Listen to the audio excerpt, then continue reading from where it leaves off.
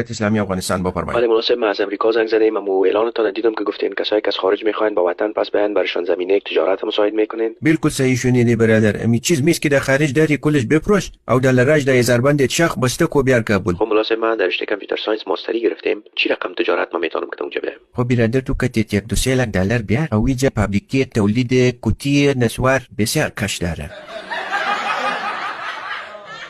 لطفا یک تجارت بهتر بگوین که به مو رشته من بخونه که هفته دیگه بیازو بر من میرن خواستگاری که به مو پدر دختر نگوین که درس خوان رفت افغانستان کتی نسوار بفروشه. تو چی میگی؟ او بسیار تجارت عمده مملکت است. از اشتوک تا کلان، موتروان باشه یا خرچلان، مجذوف باشه یا پالوان، کوپیکش باشه یا دکتر دندان، زرگر باشه یا نلدوان، پتلون بپوشه یا تنبان، کلش نسوار میزنه.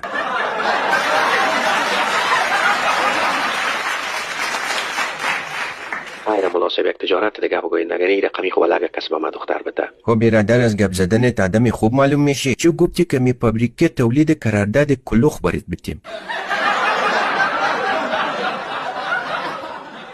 نه مناسب نمیشه دیگه. من زندگی من در قطی نسوار و کلوخ کناراب بند کردن نمیتونم. برادر تو بسیار مشکل پسند هستی. ما برید کل تجارتا لیستش میگیم خودت انتخاب کو. خیر میبینی مناسب، امو کلش بگو که من خودم انتخاب کنم.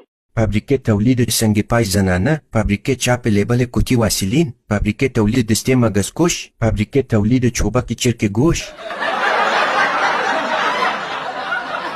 او دو تا فابریکه دیگه برادر تو دیر زنگ زدی وقت گرفته شده. یکیش فابریکه تولید توپدانی او دیگهش تولید پوپک هزاربان.